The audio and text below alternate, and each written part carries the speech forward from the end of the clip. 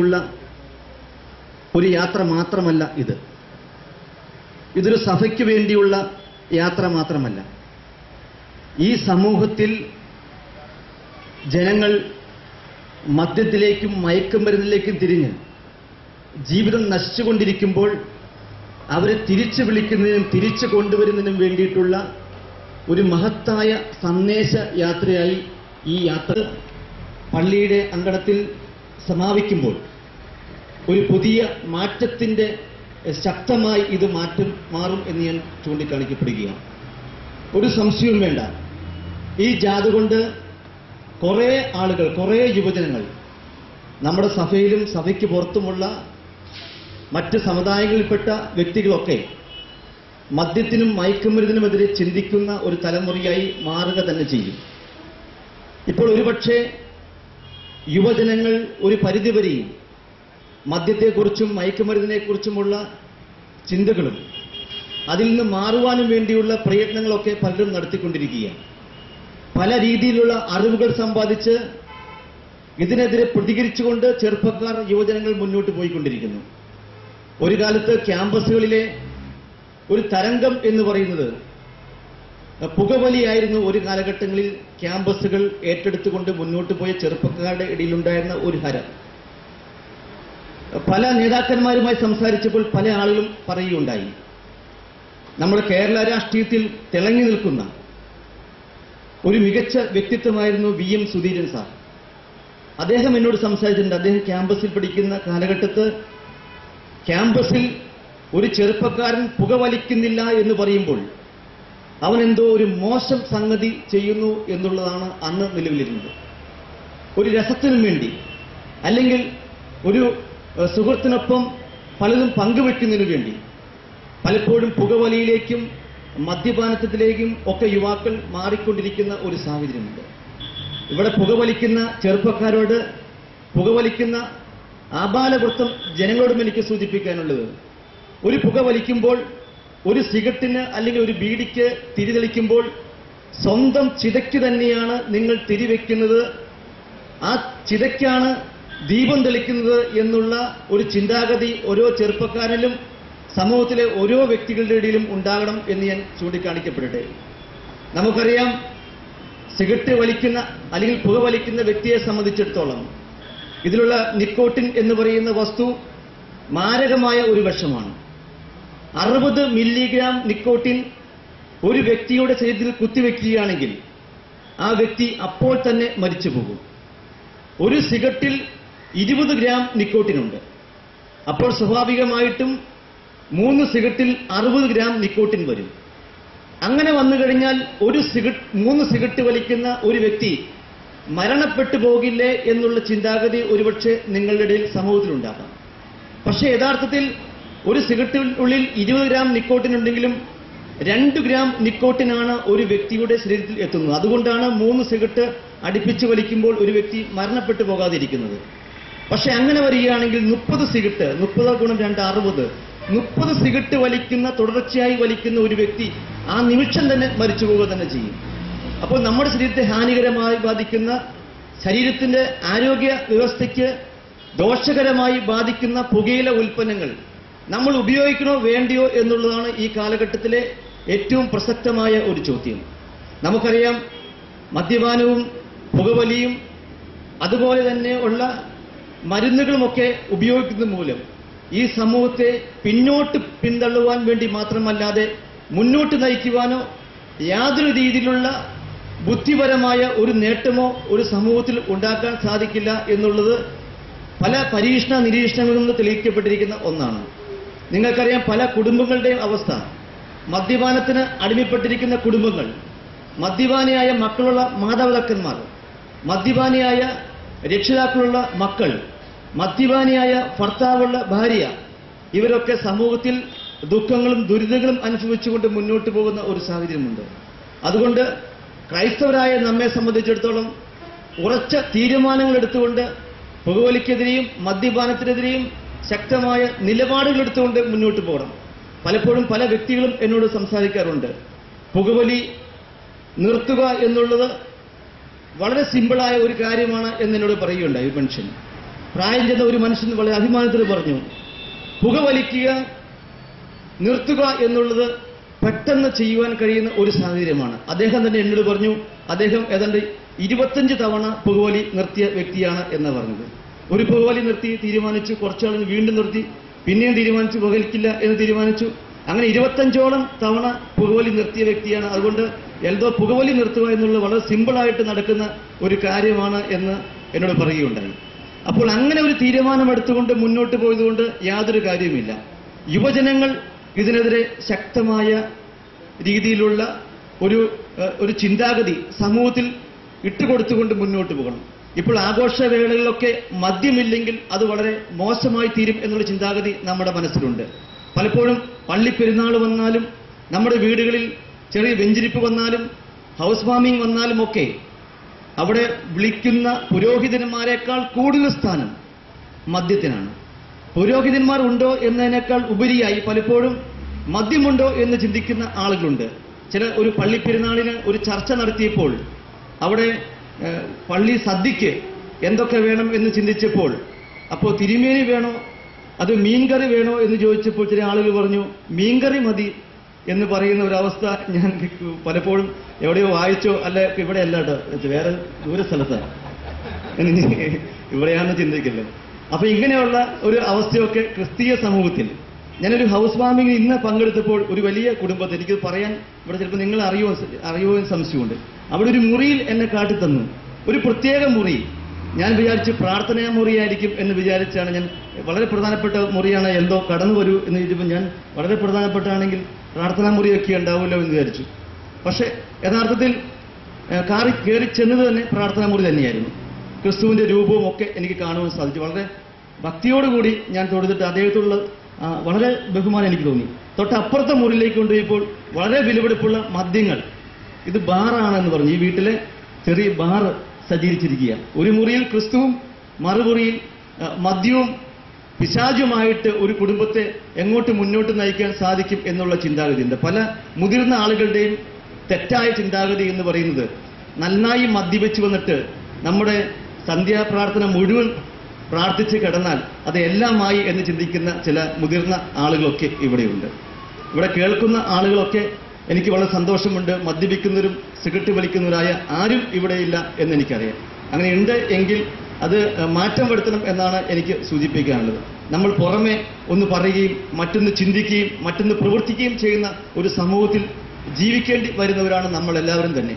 പക്ഷെ നമ്മുടെ വ്യക്തി ജീവിതത്തിൽ നമ്മൾ ദൈവത്തോട് അടുക്കുമ്പോൾ, ദൈവവുമായി അടുത്ത് നിൽക്കുമ്പോൾ നമുക്ക് അത്തരത്തിലുള്ള നല്ല ചിന്തകൾ നമ്മുടെ മനസ്സിലേക്ക് വരികയും നമ്മൾ സ്വയം പ്രാർത്ഥിക്കുകയും സ്വയം ശുദ്ധീകരിക്കുകയും സ്വയം നമ്മൾ ആരാണ് എന്ന് മനസ്സിലാക്കിക്കൊണ്ടുള്ള പ്രവർത്തനവുമായി നമ്മൾ മുന്നോട്ട് പോയെങ്കിൽ മാത്രമേ ഇത്തരം തിന്മകളിൽ നിന്ന് നമുക്ക് മാറി നിൽക്കുവാൻ കഴിയൂ എന്ന കാര്യം കൂടി ഞാൻ ചൂണ്ടിക്കാണിക്കപ്പെട്ടിട്ട് ഞാൻ ദീർഘമായി സംസാരിക്കുന്നില്ല. ഞാൻ ഇന്ന് ഈ മീറ്റിംഗിൽ വിളിച്ചപ്പോൾ തന്നെ, എന്നെ രാവിലെ വിളിച്ചപ്പോൾ തന്നെ ഞാനിത് ഈ ലഹരി വിരുദ്ധ സന്ദേശ യാത്രയായതുകൊണ്ട് തന്നെ ഞാൻ ബഹുമാനായ എൻ്റെ പ്രിയ സുഹൃത്ത് ശ്രീ AP സജി എന്നെ ഈ മീറ്റിംഗിൽ വിളിക്കുമ്പോൾ തന്നെ ലഹരി വിരുദ്ധ സന്ദേശ യാത്രയാണ് എന്ന് പറഞ്ഞപ്പോൾ തന്നെ ഞാൻ പറഞ്ഞു ആ പരിപാടിയിൽ തീർച്ചയായും ഞാൻ പങ്കെടുക്കാം. മറ്റൊന്നിനേക്കാൾക്കുപരി ഒരു സമൂഹത്തിൽ പ്രതിബദ്ധതയുള്ള ഒരു സന്ദേശ യാത്ര എന്ന രീതിയിൽ ഈ മീറ്റിംഗിൽ ഞാൻ പങ്കെടുക്കുന്നത്. ഇതിനെന്നെ ക്ഷണിച്ചതിൽ വളരെ നന്ദി രേഖപ്പെടുത്തുകയാണ്. യഥാർത്ഥത്തിൽ ഞാൻ പറഞ്ഞു എന്നെ ഉദ്ഘാടകനായി വെക്കരുത് എന്ന് ഞാൻ പറഞ്ഞാണ്. ബഹുമാനായ തോമസ് മാർ അത്തനേഷ്യസ് തിരുമേനി ഉണ്ട്, അദ്ദേഹമുള്ള ഒരു മീറ്റിംഗിൽ ഞാൻ ഉദ്ഘാടകനായി പ്രസംഗം നടത്തുന്നത് ശരിയല്ല എന്ന് എനിക്കറിയാം. എങ്കിലും അദ്ദേഹത്തിന്റെ അനുമതിയോടുകൂടി, അദ്ദേഹത്തിന്റെ അനുഗ്രഹത്തോടു കൂടി നിങ്ങൾക്ക് എല്ലാവരുടെയും പേര് നല്ല ഒരു സന്ദേശ യാത്രയെ ഈ യാത്ര മാറട്ടെ എന്ന് മാത്രം പറഞ്ഞുകൊണ്ട് ഈ ഭദ്രാസനത്തിൽ പ്രവേശിച്ച ഈ സന്ദേശ യാത്രയുടെ ഭാരവാഹികൾക്ക്, ബഹുമാനപ്പെട്ട തിരുമേനിക്ക്, ഇതിൽ കൂടെയുള്ളവർക്കൊക്കെ നല്ല നന്മകൾ നേർന്നുകൊണ്ട് നിങ്ങളുടെ യാത്ര സമൂഹത്തിലെ ഒരു മാറ്റത്തിന്റെ യാത്രയായി മാറട്ടെ എന്ന് ആശംസിച്ചുകൊണ്ട് എല്ലാവരുടെയും പേരിൽ ദൈവത്തെ മനസ്സിൽ ധ്യാനിച്ചുകൊണ്ട് ഇന്നത്തെ ഈ മീറ്റിംഗ് ഉദ്ഘാടനം ചെയ്ത് അറിയിച്ചുകൊണ്ട് ഞാൻ എൻ്റെ വാക്കുകൾ ചുരുക്കുന്നു. നന്ദി. നടത്തുന്നവരും അത് സിംഹഭാഗം അകത്താക്കുന്നവരും ക്രൈസ്തവ സമൂഹത്തിൽപ്പെട്ടവരാണ്. ഈ റോഡിൽ കൂടെ ഇതൊക്കെ പ്രചരണ യാത്രയൊക്കെ നടത്തുമ്പോഴും ശ്രദ്ധ കേന്ദ്രീകരിക്കുന്ന നമ്മുടെ ഇടവകകളിലും പള്ളികളിലൊക്കെയാണ്. ഒരു കുടം വിഴുങ്ങിയാലും ഒരു പ്രശ്നമില്ലാത്ത ഒത്തിരി ആൾക്കാർ നമ്മുടെ ഇടയിലുണ്ട്. മദ്യപാനം ചെയ്യുക എന്ന് പറയുന്നത് ഒരു അഡിക്ഷനിലൂടെ വരുന്നതാണ്. അത് തുടങ്ങിക്കഴിഞ്ഞാൽ പിന്നെ നിർത്താൻ വലിയ പാടാണ്. പക്ഷെ ഇത് വിൽക്കുന്നവര്, കച്ചവടം നടത്തുന്ന ആൾക്കാർക്ക് അഡിക്ഷനൊന്നുമില്ല. അവരെ സംബന്ധിച്ചിടത്തോളം ലാഭം മാത്രമേ ഉള്ളൂ. അപ്പോ മദ്യപാനത്തിന് അത് വ്യവസായ തലത്തിൽ കൊണ്ടുപോകുന്ന മദ്യം സൃഷ്ടിക്കുന്ന ആൾക്കാരും നമ്മുടെ ക്രിസ്ത്യാനികൾ തന്നെയാണ് ഇപ്പം കേരളത്തിലൊക്കെ പലയിടത്തും ഉള്ളത്. എനിക്ക് തോന്നുന്ന ഒരു ഫോക്കസ് ഒന്ന് മാറ്റിയെടുക്കേണ്ടതായിട്ടുണ്ടാകും. തീർച്ചയായിട്ടും ഇതിൻ്റെതായ ഒരു അർത്ഥമുണ്ട്. ക്രൈസ്തവ സഭ അതിലെ ആൾക്കാരെ ഇഷ്ടം പോലെ കുടിക്കുകയും മദ്യവ്യവസായം നടത്തുകയും ചെയ്യുമ്പോൾ അത് നല്ലതല്ല എന്ന് പറഞ്ഞ് റോഡിൽ കൂടി സഞ്ചരിക്കുക എന്ന് പറയുന്നത് തന്നെ ഒരു വലിയ കാര്യമാണ്. എന്നാൽ അതോടൊപ്പം തന്നെ നമ്മൾ ശ്രദ്ധിക്കേണ്ടതായ ഒരു കാര്യമെന്ന് പറയുന്നത് ഈ സമുദായത്തെ, ഈ സമൂഹത്തെ ഈ മദ്യത്തിന്റെ കച്ചവടത്തിൽ നിന്നും അത് ഉപയോഗിക്കുന്നതിൽ നിന്നും സ്വതന്ത്രമാക്കുന്ന ഒരു പ്രക്രിയയെപ്പറ്റി നമ്മൾ ഗൗരവമായിട്ട് ചിന്തിക്കേണ്ടതുണ്ട് എന്നാണ് എനിക്ക് തോന്നുന്നത്. തീർച്ചയായിട്ടും അത് ഇതോടൊപ്പം തന്നെ നമ്മൾ ഗൗരവമായി എടുത്ത നമ്മുടെ ഈ യുവജന പ്രസ്ഥാനത്തിന്റെ ഒരു പദ്ധതിയാക്കി മാറ്റണം എന്ന് പ്രത്യേകമായി ചിന്തിക്കേണ്ടതുണ്ട്. എന്നാൽ വളരെ അനുകമ്പയോടുകൂടി ഈ പ്രസ്ഥാനത്തെ, അല്ലെങ്കിൽ ഇത് മദ്യപിക്കുന്ന മനുഷ്യരെ സമീപിക്കേണ്ടതായ ഒരു ബാധ്യതയുണ്ട്. ഒത്തിരി സെൻസിറ്റിവിറ്റി അവരോട് കാണിക്കേണ്ടതുണ്ട്. അവരുടെ ഈ പലരും ചെയ്യണ പോലെയുള്ള കുഴപ്പങ്ങളല്ല ഇവർ ചെയ്യുന്നത്. ഇവരേതെങ്കിലും സമയത്ത് ഇത് കുടിച്ചു തുടങ്ങി നിർത്താൻ വയ്യാതെയായ ആൾക്കാരാണ്. അപ്പൊ അവരെ ഈ കുടിയിൽ നിന്ന് നിവർത്തിക്കുന്നതിന് വേണ്ടിയുള്ള പ്രവർത്തനങ്ങൾ, അവരെ കാണുകയും അവരെ സന്ദർശിക്കുകയും ബലപ്പെടുത്തുകയും അതിൽ പുറത്തു വരുവാനായിട്ട് നമ്മൾ ശ്രമിക്കുകയും ചെയ്യുകയും, ഒപ്പം തന്നെ ഈ മദ്യവ്യവസായം ചെയ്യുന്ന ആൾക്കാരെ അത്യാവശ്യം അവരെ നേരിടുവാനായിട്ട് നിങ്ങൾക്ക് സാധിക്കേണ്ടതുണ്ട്. ഞങ്ങളെ കൊണ്ടൊന്നും സാധിക്കുകയില്ല. അതാണിപ്പോൾ വന്നിരിക്കുന്ന ഒരു പ്രശ്നം എന്ന് പറയുന്നത്. ഇവര് കാര്യമായിട്ട് പള്ളിക്കാര്യത്തിനൊക്കെ കാശ് കൊടുക്കുന്ന ആൾക്കാരാണ്. അപ്പൊ പള്ളിയുടെ നേതൃത്വത്തിലുള്ളവർക്ക് ഇവര് വലിയ ബഹുമാനമാണ്.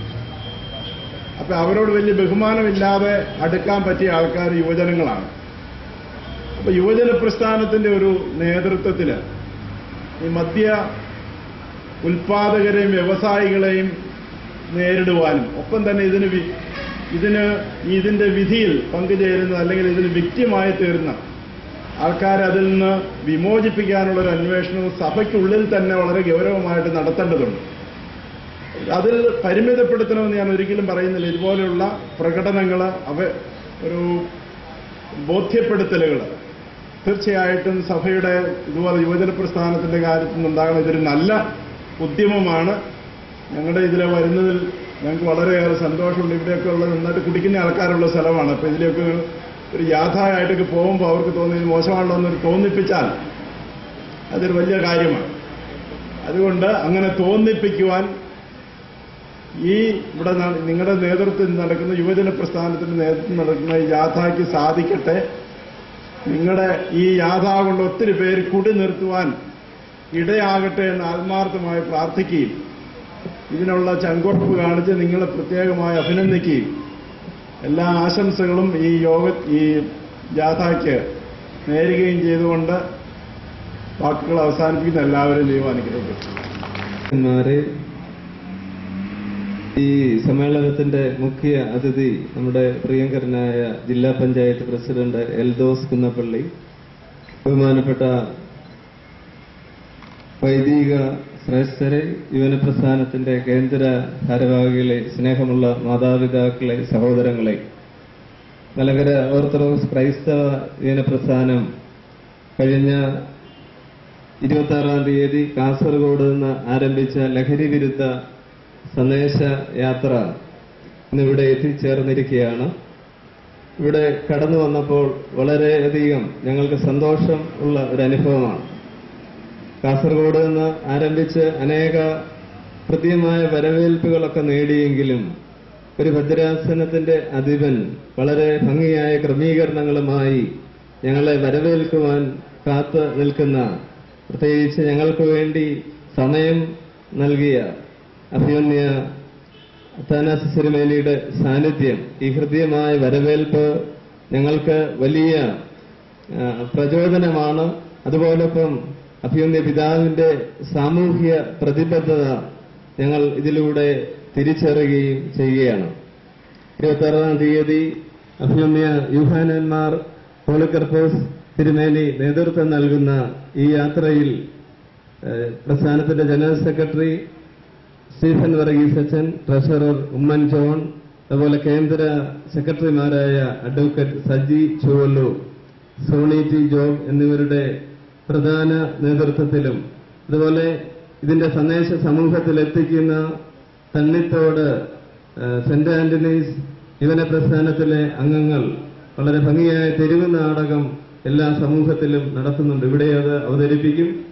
അങ്ങനെ കടന്നു ഇവിടെ വരുവാനും നിങ്ങളുടെ ഹൃദ്യമായ ഈ സ്വീകരണം സ്വീകരിക്കുവാനും ഇടയിൽ പ്രത്യേകമായ ദൈവത്തെ മഹത്വപ്പെടുത്തുകയാണ്. നമുക്കറിയാം, നമ്മുടെ സമൂഹത്തിന്റെ ചിന്താശേഷിയും കായിക ശേഷിയും യൗവന ബാല്യ കൗമാരങ്ങളുടെ ഈ ചിന്താധാരകളെല്ലാം ജീർണമാക്കുന്ന ഈ ലഹരി വസ്തുക്കൾക്കെതിരെയുള്ള പോരാട്ടത്തിൽ ഒരു സാമൂഹ്യ പ്രതിബദ്ധതയോടെ കൈകോർക്കുവാൻ, ചില ദൃഢമായ തീരുമാനങ്ങൾ എടുക്കുവാൻ ഈ കൂടിവരവിലൂടെ, ഈ കൂട്ടായ്മയിലൂടെ നമുക്ക് ഇടയായിട്ട് തീരണം. പ്രത്യേകമായി ഈ ക്രമീകരണങ്ങൾക്ക് നന്ദി രേഖപ്പെടുത്തിക്കൊണ്ടും എന്റെ ചുരുങ്ങിയ വാക്കുകൾ നിർത്തുന്നു.